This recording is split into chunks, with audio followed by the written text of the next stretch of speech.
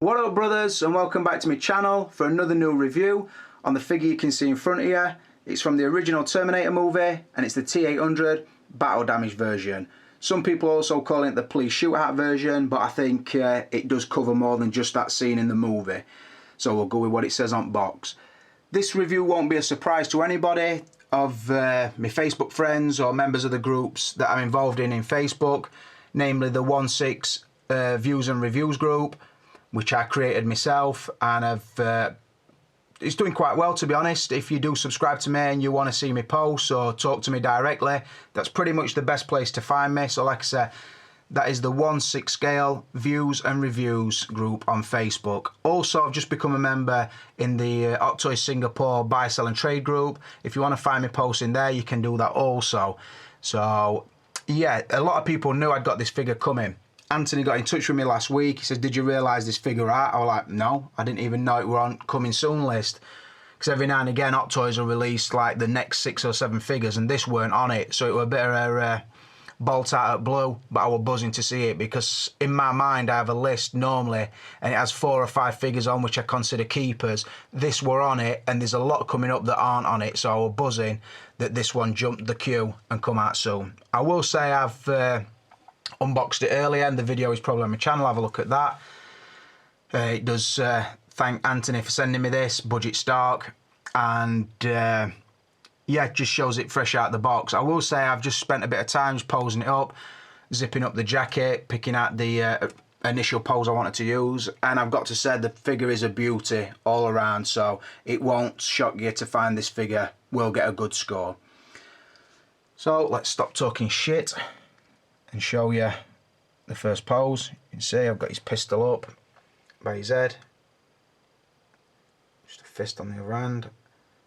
The jacket will zip up, and just got him on the diorama base with a box in the background. So let's crack straight on. First and foremost, like I said, massive shout out to Anthony, Budget Stark through Facebook. He's easy to find and he finds figures easy. If you're realistic in the price you expect to pay, then I think you'll be able to find a deal for you. But don't go there thinking he can undercut Hot Toys, because that's not the case. Obviously, he does charge the figure as it comes from the store he buys it from, plus shipping, plus a small commission for like a finder's fee, so to speak. So if you were buying new release stock from eBay anyway, it pretty much undercuts most of the eBay sellers, or in most cases it does, depending on the availability of stock. But if you go in there thinking you're going to get a UK release price, you're dreaming, because you can't get it across here for that much. So that's my thank yous done. I'll put a short pause in there, and then we'll crack on to the scores. I thought while we're doing the scores, I'd just quickly put his light on, because that is on a timer. So that will fade out over the course of me scoring up the movie. I will say as well, because the light from the camera's on it, it doesn't look as bright on the viewfinder as it is in hand, and it's just gone off. It is a really nice touch, but I'll get back to that when I do the lightness. So, source material. I will say I have watched this film over the weekend, just to recap. Like I've said before, I always like to do my own work, so I'm not talking bullshit when I get around to it. Pick up bits that I missed on the film before, just to refresh my memory, check out the scenes that I like, and so on and so forth. And I will say, this film for me, I've got to say, it is a classic. It does stand the test of time. It always seems to. There's a couple of ropey bits, what I saw, sort of the scenes towards the end, where he becomes his robot form.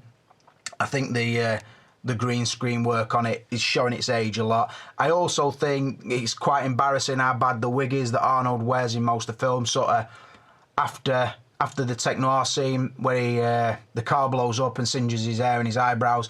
The wig he wears for most of the film is shocking, but I will say Hot Toys have captured the hair sculpt really well, but I'll cover that again in the likeness. It is taken from the end of the film, sort of from the, let's say from the eye removal scene onwards. So the initial Hot Toys release from Terminator 1 that we got sort of takes you early part of the film, from where he gets his clothes up to the tech noir scene and where the police car crashes and he has to remove his eye, and this sort of covers us right from that point up to become robot form. the things they give you does pretty much cover all bases, and like I said, it is a really nice set. I will say at this point as well, and I'll probably come back to it, this pretty much is a DX light figure to me. And when I say light, it's not even that light, and it's better than some of the DX sets that we've had. All it's missing from an initial DX release, what we used to get, you always used to get multiple heads or multiple outfits, a diorama base and movable eyes. All this is lacking is the purse system. So, and I think that will please a lot of the guys who prefer sculpted eyes to the purse anyway. So if you can think about it in terms of a DX without the purse and without the posh box, so to speak, I think you get a feel of what to expect with this figure. To score the film, I will say I prefer the story more in this film than in the second one, although the second one's effects just took it to the next level. And I would say, I would concede that Terminator 2 Judgment Day is the standout film from the franchise, but because this were filmed and, like I say, it come out in a time where the competition were quite weak, I think it were really something different, and I sort of applaud that, and I like that about it. So I were going to get a 4 on source material, but I'm not. I think the Terminator franchise is Arnie's selling point. As much as he's in Predator, I think this is his key character. Everybody knows the T800 is Arnold Schwarzenegger. That would be his key role, like I say. And I'm going to give the Terminator 1 source material a 5 out of 5. Rolling on to the packaging, and I want to do this quite quick because it's quite easy to describe. It's just a basic shoebox with a couple little highlights that you would notice, namely the bullet holes sort of here. You could put your finger through those, as you can see, and then the wording that you would see on the layer below, which I will move the lid out in a minute and show you. There's a write-up which we wouldn't normally get on the front of a box. You can read that if you want. The artwork is really nice, and Hot Toys are obviously proud of this figure because they've stood by their head sculpt and they've put that on the front of the box. I like it, and it is eye-catching, but I personally wish they would have gone with the sort of chrome style box with that image on. I just think it would have brought it in line with figures such as Blade, and it would have given it that really cool, like a Blu-ray set box or a DVD box sort of thing. And I think that is sort of the image that you would relate to the Terminator movie. But like I said, Hot Toys are obviously proud of the work, and I've used the figurehead sculpt, so I commend them for that. I will say this box is very, very lightweight. It's only just thicker than paper, so I don't know, it sort of reminds me of some of the Predator slipcover boxes. A little bit cheap cardboard, not the robust stuff that we sometimes get. It is a wrap-round image, as you can see, which I find quite odd as well, because they've shown here, and you can see this fucking massive wrist peg, which is a little bit unsightly, but like I said, they are proud of the work, so they have shown it. Just show you inside, it does have the laser effect with the credits wrote in it. I don't know who's interested. Moving down, and obviously that's the wording that you would see through the bullet holes. Again, as you look up, the bullet holes which would look through into the figure. It is a nice box, but I've seen better, and I've felt better quality shoebox style boxes. So as much as I like the artwork, and I would have possibly brought it up to a 4, I would have knocked it back down simply because it's tissue paper cardboard. So I am only going to still give the box a 3 out of 5. Right, rolling on to his likeness. First we'll move up, have a look. I've just slightly changed up the pose. Got him two-handed with the automatic rifle. Not sure what model number on that, to be honest. I should know, but I don't. Looking at the cleaner side of the cleaner of the two head sculpts. Then moving around to where he's removed the eye. I will start off by saying I think Hot Toys have pretty much nailed Arnie now. The last few releases I think have been bang on. Particularly the DX13 were just amazing on both sculpts. I think the Dutch head sculpt was really good on the Predator figure. I really like the DX10. I really liked the MMS version of Terminator 2 when it first come out, but then when the DX10 come out for me, that one left a lot to be desired. I think the Tech Noir version, now when I look at the long-haired version, I'm not too, I don't know, don't buzz too much about it, although the eye damaged head sculpt is really good on that as well. But on these, I will say, both heads are really good. Let's try and get in and get some detail. Talk about the clean side first. As you notice, this is sort of, like I said, from the scene just after his gone through, the car's crashed, he sort of chased them out of Tech Noir, he shot that car and he'd blown him up, which singes his hair, and it goes from the sort of floppy fringe style to the spiked style. And I think Hot Toys have captured it really well. He then goes back to the hotel, removes his eye, and it's sort of from that part onwards. As you can see, the hair again is seamed, but the detail is really good in it. The seam, I don't know, from that is obvious, but sort of from outside the cabinet looking in, it's not really that noticeable. I will show you the light working on that. I just wanted to get a good look round. Sorry that you can hear the figure turning. I've got no batteries in my turntable, so can't use that. Yeah, and like I'm saying, he's come through the fire and it's pretty much singed his hair and his eyebrows, and Hot Toys have captured that really well, because although you can see his brow, you notice that there's no hair on it, which gives the really weird appearance, but it is accurate. I think the blood, yeah, nice and close, try and get some light in. I think the blood and the endoskeleton eye, I think they've done it really well this time. It looks really wet, really realistic, really nice. I do like it. I do like the expression as well, because it's not vacant. It's sort of got a, I don't know, a calm determination, or a, I don't know, a robotic calmness, I would suggest. I don't know. Show you how the light works. You pop off the section at the back, which is held with a magnet. This time it's not a switch on and off, it's just a button. You press the button in, which should have brought on the light, and then it does work on a time delay.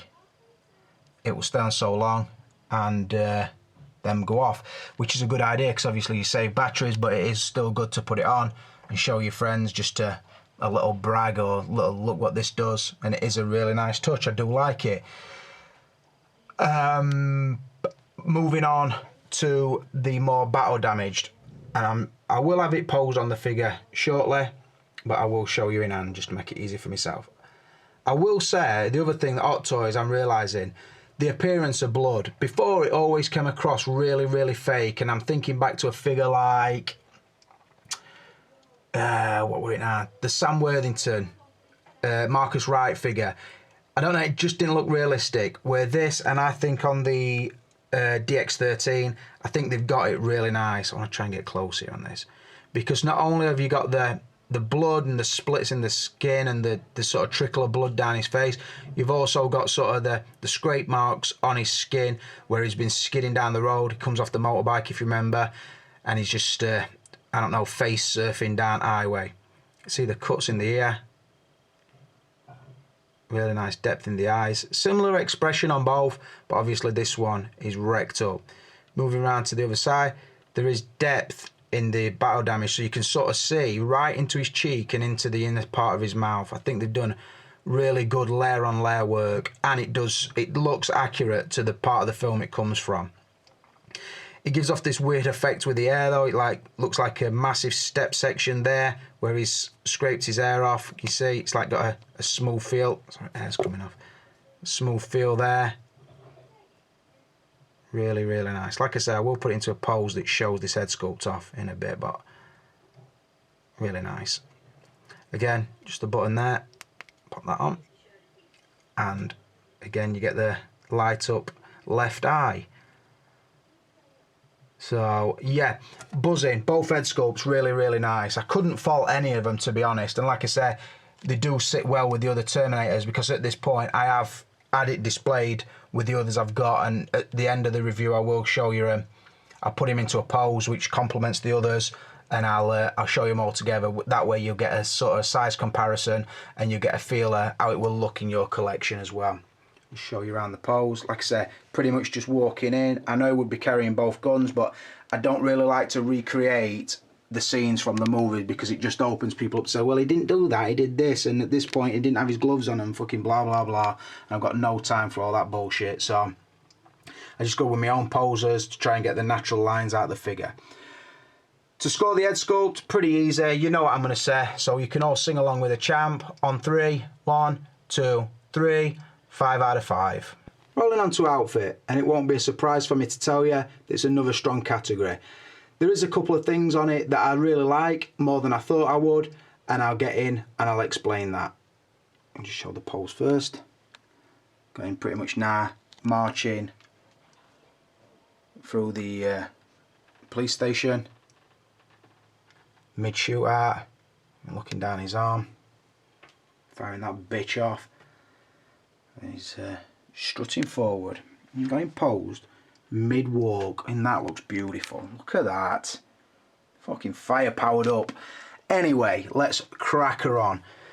First, we're going to cover the glasses, which are a right touch. They feel really in scale, and let's see if we can get close. I don't think, from certain angles, you can tell that they are tinted lens, so you can actually see through the glass, or through the plastic, should I say. They look really good as well, because although that's a battle damaged eye, when the glasses are on, you can't really tell. They've gone for the correct shaped glass, so it covers up the fight. So it gives the appearance that you've sort of got a clean version with the glasses on, partly battle damaged without the glasses on, then a really mashed up face with the other head sculpt. So it's like you're only getting 2 head sculpts, but you've really got 3 different looks. So I do like that about it. If round the edge were all battle damage, obviously it would sort of kill the illusion.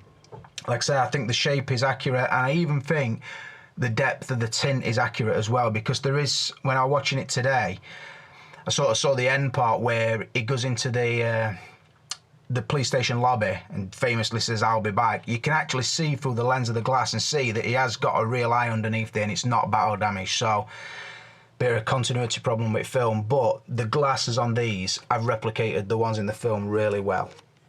Moving down, the leather jacket is not real leather like on the DX10. It is more like, it's similar to the DX13 in feel, but it's more supple and a little bit more lightweight. And I'm trying to think of something that I would describe it like.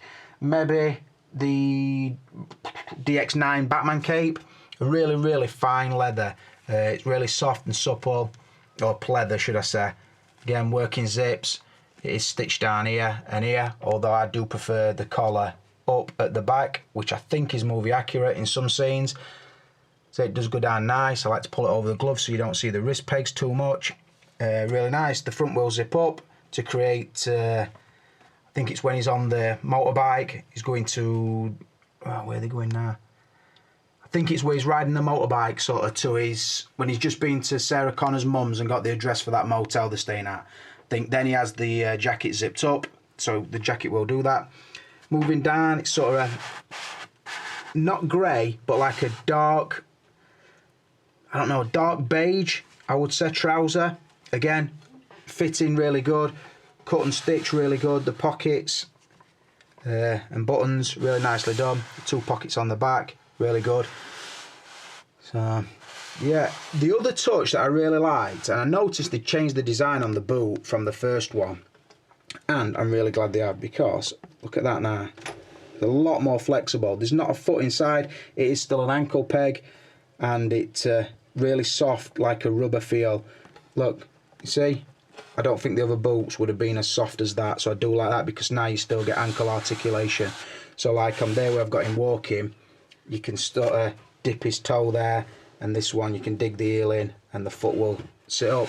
So really do like it. The texturing on the t-shirt is really nice, and another touch, the body underneath is sort of bloodied up, and the holes in the t-shirts are bang on the right spot, so it always looks bloody underneath. I think we will look at body when I get to articulation, just to show you what's underneath there.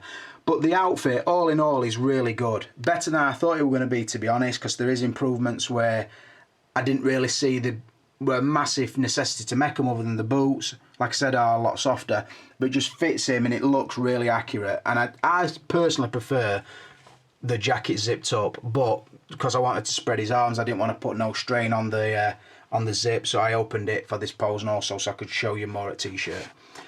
Like I said, I do like that pose, and I do like that outfit. Really nice touch again, top quality, what we expect, and I'm going to give the outfit a 5 out of 5. Going on to articulation, or the body in general, and I've pretty much done the unthinkable. I normally give you a load of poses, but I thought on this one it's more interesting to not give you a pose on this and just show you the body underneath.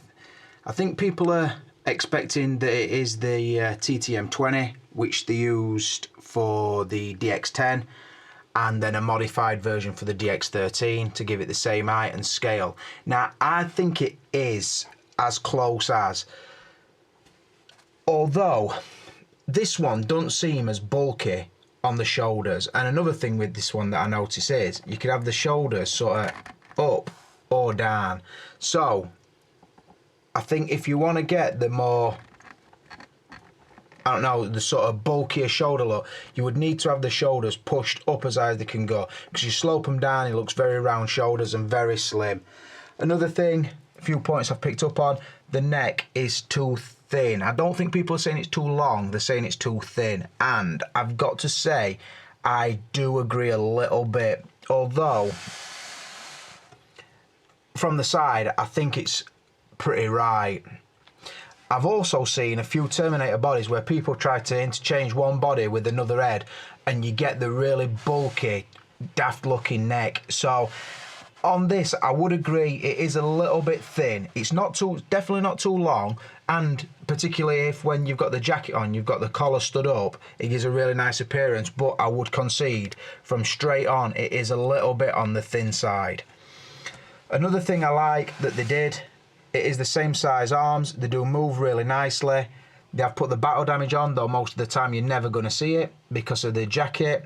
And another thing they have added that you won't see because of the jacket is the double bend elbow. So you can get a pretty tight bend. Not really, really tight like a normal True Tight would do, but a lot better than the muscle bodies that normally only go to the ear. You can get quite a good bend. You get good articulation through the hip and the upper section above the split ear. I will say as well, where the TTM feels pretty rubbery, quite solid feeling on the chest, this one collapses really well. So I think that will improve the articulation if you were to bring it round like that. So yeah. Another thing you will notice is the blood or the battle damage section here. Obviously, so the t-shirt, if it moves around, it is still going to see the blood through it. Really well done. And on the stomach again, because there is a bullet hole there. I think they've done a really good job. Like I said, and then the legs are in line with the TTM20. And yeah, really nice body. Moves smoothly, holds a position really well. The weight of the accessories don't bring it down. I think, and I'll show you, like I said at the back end of the review, the comparison between this and the other Predators, the other Terminators I've got, and you will see it pretty much does fall into line quite nicely. I do agree that it was a lot bigger, a lot bulkier in Terminator 1 than he were in Terminator 2, but the figures don't allow for that. If any, I would say the Terminator 2 figure is slightly bulkier, but it doesn't look out of proportion like, say, the Man of Steel compared to the Christopher Reeve Superman. It's not that out of proportion. So like I said, I think the only inaccurate point, what I picked up on, is the slimness of the neck, and a lot of people have mentioned it.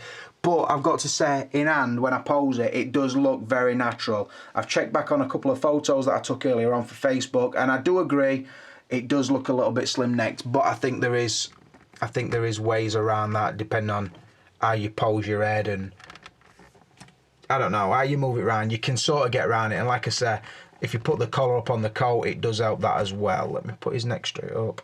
See, nah, it does look quite long, quite thin, but like I said, that's probably because I pushed the head up. So, yeah, and like I said, I could push that shoulder up higher. So the proportions are pretty good, but I'm more concerned with how natural it looks when it's clothed and when it's posed, and I do really like it. The pose I've been testing out and moving it around to, it's done them really well, and I do like how it's turned out. I could have probably done about 10 poses for this review, and I'm going to have to settle on 5. I don't know, I've got to say it like this, I can't think of anything that they could have changed on the body for the better other than the neck, and the neck is not that major a nitpick that I'm going to bring it down a score. So I'm still going to give the body and the articulation a 5 out of 5. Rolling on to the extras and accessories, and it, like I said at the beginning, it pretty much is a DX Lite or DX minus purrs, let's call it. So what do you get? If I scan back, show just got him sort of battle damaged up, or the battle damaged head, limping down the road, dragging his left foot.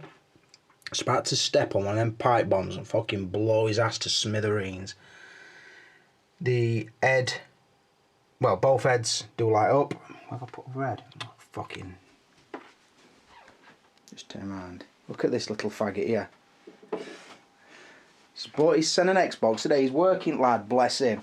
He bought his son an Xbox and he's trying to just do all updates on it and have a little play on it before he goes to bed.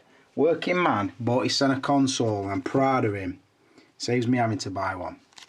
Anyway, go back to where... You what, pal? You're not going on it. I don't want to fucking go on it. I'm PlayStation till I die, mate, buddy. Anyway, shut up, I'm reviewing. So as you see, like I said, battle damaged head on. Just got him limping along, chasing Sarah Connor, Kyle Reese. And show the accessories here. Now, let's talk about him. If you consider this one to be the second head, like I said, really is nice. Focus, you son of a bitch. I'm gonna focus or what? Oh, hello. Decided to fucking work. Yeah, if we call this the second head, which is the extreme battle damage one, I think it is really nicely done. The layer on layer with the battle damage, you've really got to see it in hand, because for as good as any camera will be, you're still not gonna fully appreciate it until you see it and you move it around in front of you and you see into the depth of the mouth and inside the skin and everything. It really is a gory look, and it works really well because you can tell it is Arnold in there. So I do like that.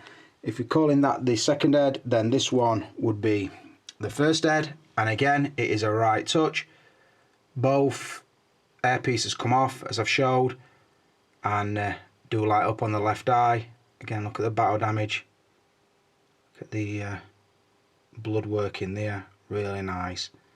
Like I said, they both are Arnold through and through. So two really good head sculpts.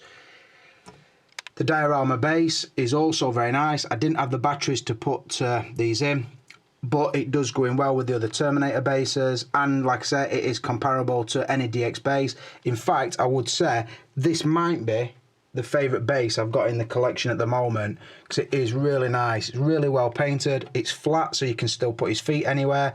It has the pipe bomb, which is fixed, although the fuse does move around. You can see these bullets on the ground, blood splatter, trickles of blood. Really well done. I do really like the stand. Like I said, them stands are okay, the diorama ones, when there's lumps and bumps everywhere, but you're limited to where you can place the feet. On this, because it is all in all flat, you can place them anywhere. So, really nice so far. The instruction manual, which we expect. The glasses, which I said are awesome scale and really, really accurate to the movie. Moving down to the long slide pistol with a laser sighting. I will say, I've seen this gun on the first version of Terminator. I would say on this version it is better. It just looks a lot more metallic. I'm trying to pull it back. Looks a lot more metallic. Obviously the clip comes out. It is the signature gun, I think, for this figure. Really nice. Moving down to the revolver style pistol, very Rick Grimes with itself. The barrel, or the chain, well, what's it called? Sort of the revolving section. Is it chamber? I can't remember on these. It will push out. Can't do it one-handed, but really, really nice touch. I didn't realise he used this pistol in the film until I watched it recently, and I think this is the pistol he's firing when he's on the motorbike. He's firing it left-handed, I do believe. So yeah, did feature in the film. It's my fucking iPhone going mental. The pump action shotgun, which does pump, as you can see, and also the cartridge chamber does slide back. Can't see because my thumb's in the way. Again, really nicely done. Has got a metal effect, and this one has got a little bit of weight about it. Just a tiny strap if you wanted to put it around his wrist, so he can hold it securely. Really nicely done. And then the sort of like a cut down M16. I used to know model name to this, but I can't remember. It's got the two clips taped together, so you could use both ends. You see the bullets in that section, and the other side's in. that does move, although I want to be careful because it is really, really fragile. So again, got the harness for it if you want to chuck it over your shoulder. Then onto the hand pegs and the spare hands. He's got the sort of the spread hands with the battle damage on them. Just like I say, he's just basically walking unarmed. And then you've got the two fists, the two trigger hands, two relaxed hands, and then the hand for cradling the underside of either rifle. So yeah, a really good selection of accessories. There's nothing really else I could think of for him to have. And like I say, it comes with a lot more. With the extra head and the diorama base, we're going into DX territory. So it won't surprise you that I'm going to give it a 5 out of 5. There's nothing else that it could want that I could think of. So if that's the case, then I have got to give it a 5 out of 5. Rolling on to the value. And it goes without saying that I never say the bang on price, particularly when I buy from Anthony or likes of Wyman or somebody else in the community. Unless it's been on eBay and everybody's seen the price anyway, I never really go into it. I'll give you a roundabout amount, or you know what it goes for with the early sellers like Tim Sen, I think's around $215.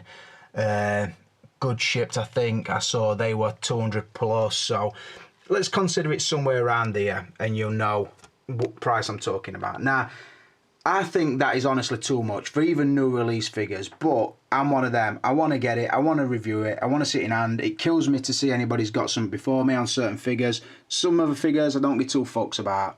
It's like I said, there's only about another 4 figures now that I consider keepers that are coming out, and some of them are in the distant future, so you can pretty much see I am selective with the figures that I buy and I keep.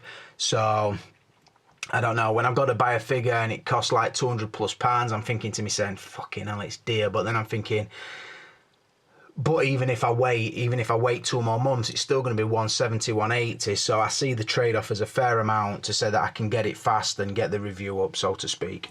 So it does bring a lot of stuff, and it is a really nice set, a really, really good figure. And like I said at the beginning, it is going to score well because it ticks a lot of boxes. But the value, like I said, I can't get away from the price of these figures. They're going up and up and up. But I did shock myself because I was watching a review of the Tech Noir Predator. Fucking hell, I keep saying Predator. Terminator. From the first Terminator film. And I bought that figure probably, I'm thinking maybe 3 years ago when it first come out, and I bought that on release, and it was one of the first reviews that I broke over 1,000 views with, and I'm sure on release I paid 180 for that. So to have only paid 200 plus now, 3 years down, I suppose the new release prices have steadied off more than we realise. So, but I said at the time I didn't like paying the 180. I really don't like paying the price I paid for this, but it's a needs must situation. So I thought, fuck it, I'll buy it. So, value. I'm going to say it like this. On the price that I paid, I'm only going to give the value a 3 out of 5. If you can get it for 180, I'd give it a 4 out of 5. If you can get it for 160, I'd give you a 5 out of 5. That pretty much covers the value. But like I said, I always sort of score the 1 in hand. So on mine, I'm giving it a 3 out of 5 for value, which takes the total amount to 31 out of a possible 35. You knew it were going to get a good score because, like I said, you know the body's good and the head sculpts are awesome and the source material's good and the outfit's good and everything. So you knew it were going to get a good score. It was just a case of how good. Now, the big question, I suppose, is how does it stand with the other Terminators? Well, what I'm going to do is I'm going to put them up one at a time and show you how it stands, the sort of size comparison, so to speak. And then what I'll do is I'll put it into the place I've got for it and I'll show you the display as a whole. So first things first, we'll put it in with the endoskeleton T800. So looking at that, I will just say, obviously, this is on a generic base. This is on the diorama one. So if I were to swap that out to a better base, then it would bring them kind of in line height-wise. And I think the proportions, if we look at sort of the shoulder width there, and the shoulder width there, I think it is believable that that could be inside of that. I do think the scale is pretty good. So yeah, it is a goer to display it with that, if that's the figure you've got. Moving on to the clean version of the DX10. As you can see, there's slight height difference on the base, probably what, half a centimetre. And then moving up, so you've got the clean version and then the Terminator 1 version. Like I say, I think like for like stand would kind of bring them in line height wise, although the heads have got bigger on these, so this and the DX13 would have a bigger head sculpt than the DX10, so bear that in mind. Although the body proportions are pretty much the same and the height, the head sculpts do look a little bit small on the DX10. I'll move it on to the hybrid. Again, making a little allowance for the base. This is pretty much half a DX10, a DX10 body, t-shirt and everything, with the battle damaged DX13 jacket and the cleaner of the two head sculpts. Awesome head sculpt on that. And then if we have a look at the sort of them two together, like I say, allowing for the base difference, they would pretty much be identical height, and the head proportions would be also very good. So yep, move on to the DX13. Now this time, as you can see, pretty much identical level base. As we move up them together, pretty much dead on. The head sculpts, same scale on the heads, and the body, you can see proportions. Just looking at the shoulder width there and the width there, not much in it. So the legs and the foot scale and everything do complement each other really well. So I will now just put them all back together, and so you can see the Terminator display as a whole.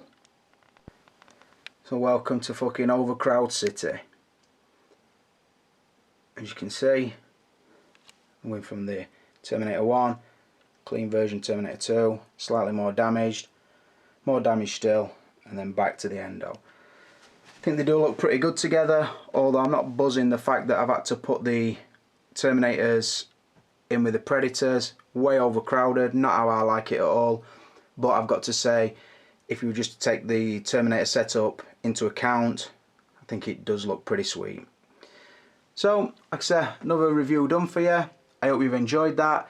I have given the figure 31 out of a possible 35. Massive thank you to Anthony Sang, or Budget Stark, whatever you know him as. He's a great guy. Buy with confidence from him, because I certainly do. Got a few more figures on the way this week. I'll not tell you what they are, but some of you will know. Not much more I can say. So for now, I'm out of here.